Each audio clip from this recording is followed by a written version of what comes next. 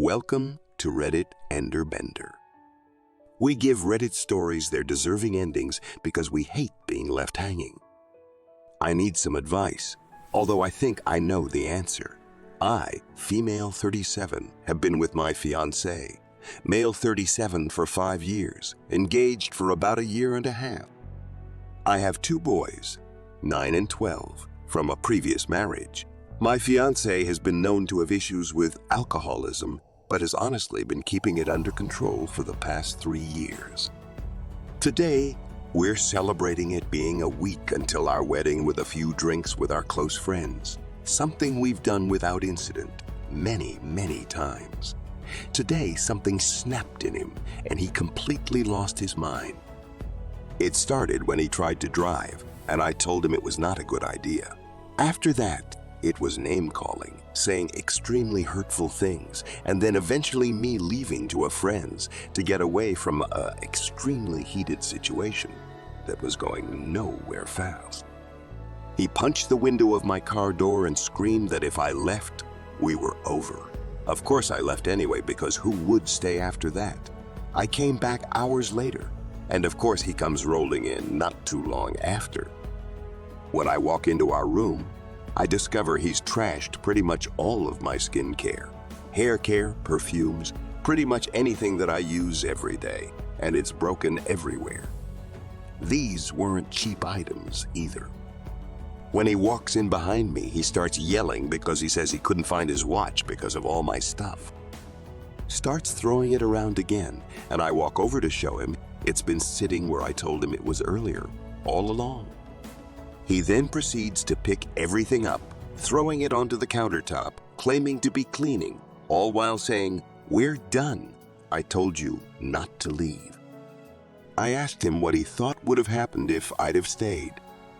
He then throws everything back off the counter, this time ensuring it was all broken all over the floor. At this point, it's getting late, and even though he's telling me to leave, I grab my pillow and blanket and head to the living room.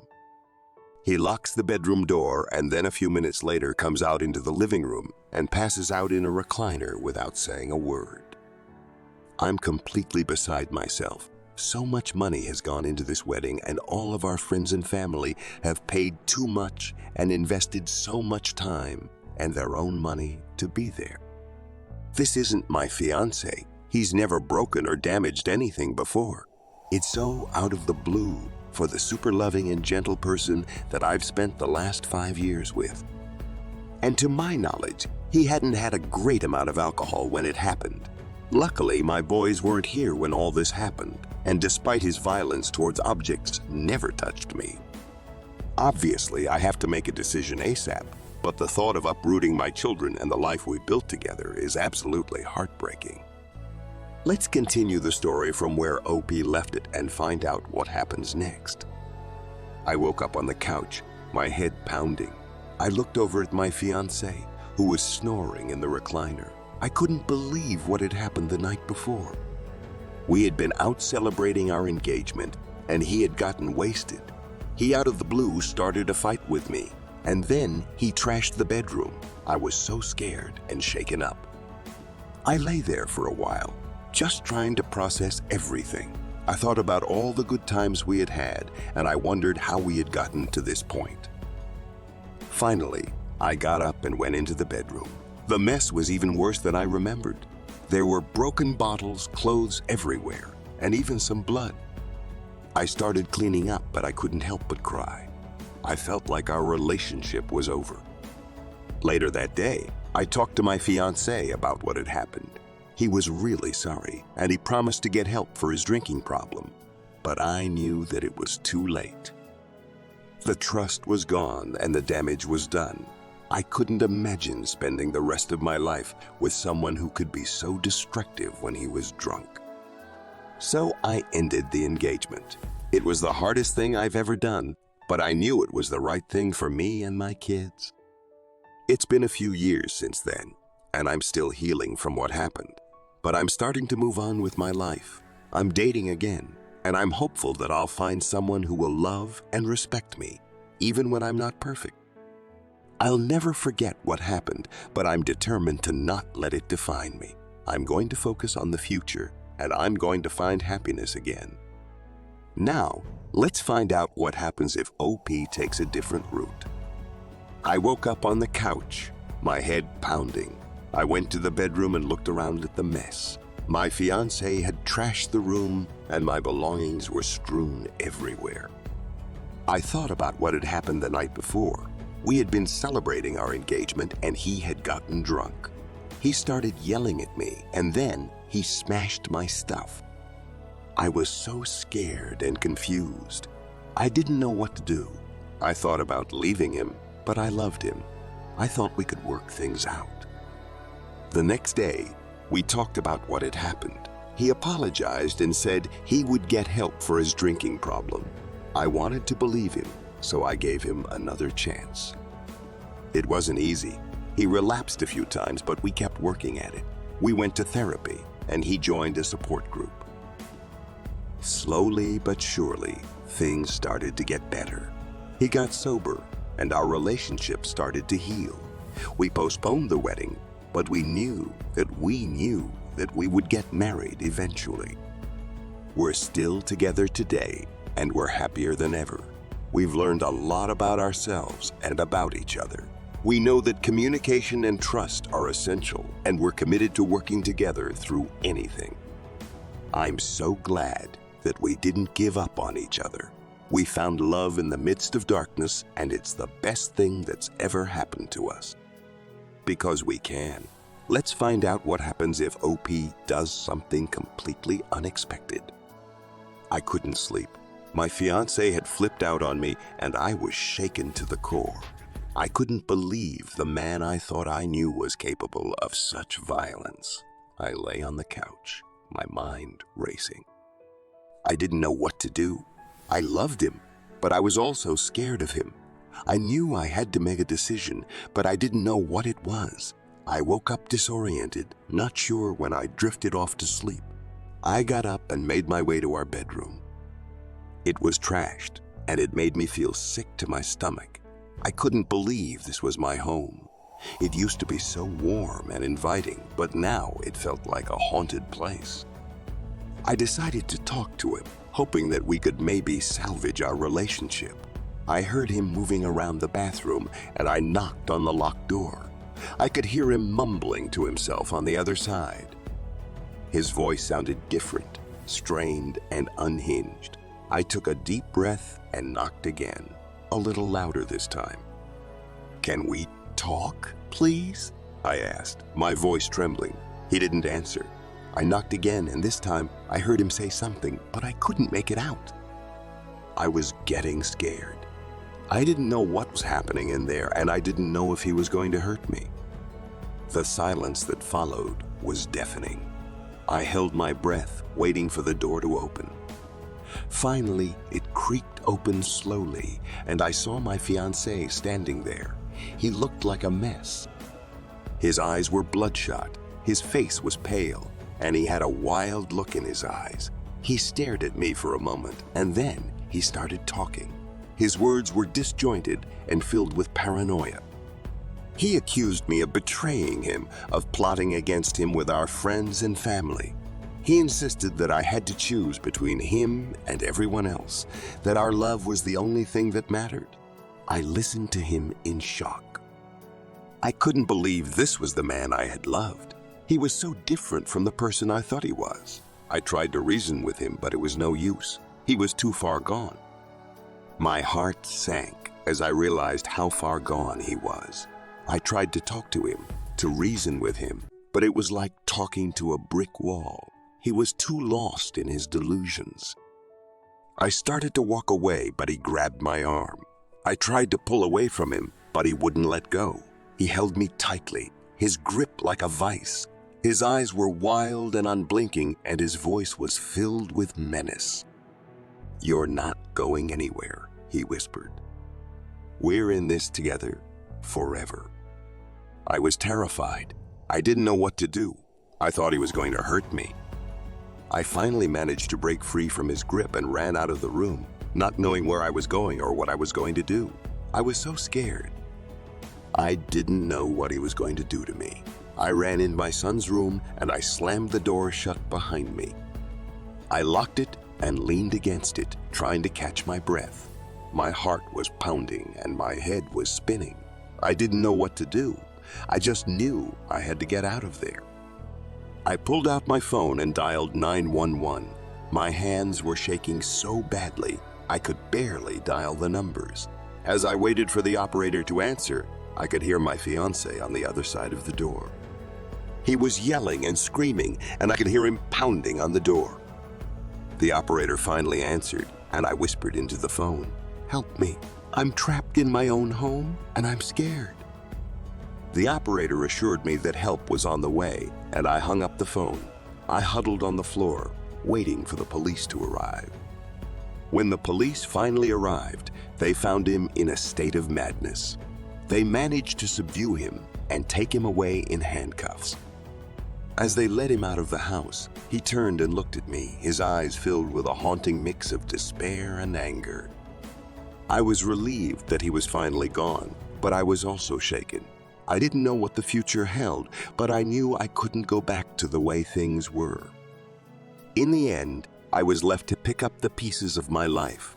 I was shaken and traumatized by what had happened, and I didn't know how I was going to move on. The wedding was canceled, and my children and I moved far away from the place where it all happened. I wanted to start over, to create a new life for myself and my kids. It wasn't easy. I still had nightmares about what had happened, and I was always looking over my shoulder, afraid that he would come back. But I slowly started to heal. I got therapy, and I started to rebuild my life. I met new people, and I made new friends. I'm still not sure what the future holds, but I'm hopeful. I know that I can get through this, and I'm determined to create a happy and fulfilling life for myself and my kids. I'll never forget what happened, but I'm not going to let it define me. I'm going to move on and live my life to the fullest. What would you have done in OP's shoes? Which ending was the best? Please tell me in the comments below. To start, my fiancé and I had been engaged for 3 years. We first met as co-workers when she and I were assigned to the same project. We dated for 5 months and eventually roomed with each other in the apartment that we leased for $6,000. We established rules that both of us had to comply with so as to avoid trifles like jealousy, secrets, and squabbles. However, last night as I came back from work, I worked overtime. She had already gone home. I heard moaning sounds coming from our bedroom. I opened the door to our bedroom, and I saw my fiancé and my boss having sexual intercourse. When they saw me, they jolted up from the bed, my fiancé's face overwhelmed by embarrassment. Disgusted by what I saw, I immediately left our apartment without changing my clothes or packing anything. I stayed the night at my parents' apartment. They live 2 blocks down from where she and I live. In the morning, I checked my phone and saw that it had been inundated with text messages from my fiancé, who said she was sorry and that what she did was a mistake. What should I do? Should I allow her to explain herself and maybe convince her to do couples therapy with me? Let's continue the story from where OP left it and find out what happens. I couldn't believe what I had seen last night. My fiancé and my boss together. It was like a bad dream. I couldn't stop thinking about it, even as I sat at my parents' apartment, trying to figure out what to do next. Her texts were still flooding my phone, but I couldn't bring myself to read them. I just wanted to forget about everything. After a few hours, I finally decided that I needed to hear her side of the story. I texted her back and asked her to meet me at a cafe we used to go to. I needed to know why she had done it and if there was any chance of us fixing things. When she arrived, she looked so sad and guilty. She told me that she had been feeling insecure and lonely lately, and that she had made a mistake. She said that she had never meant to hurt me, and that she regretted what she had done. I listened to her explanation, and I could see that she was being sincere. I still didn't know if I could forgive her, but I knew that I needed to try. We talked for a long time, and we finally agreed to go to couples therapy. The therapy helped us to communicate better and to understand each other's needs. It was a lot of hard work, but slowly but surely, we started to rebuild our trust. It wasn't easy, but we were both committed to making things work. Over time, we were able to put the betrayal behind us. We got married a few years later, and our relationship is stronger than ever.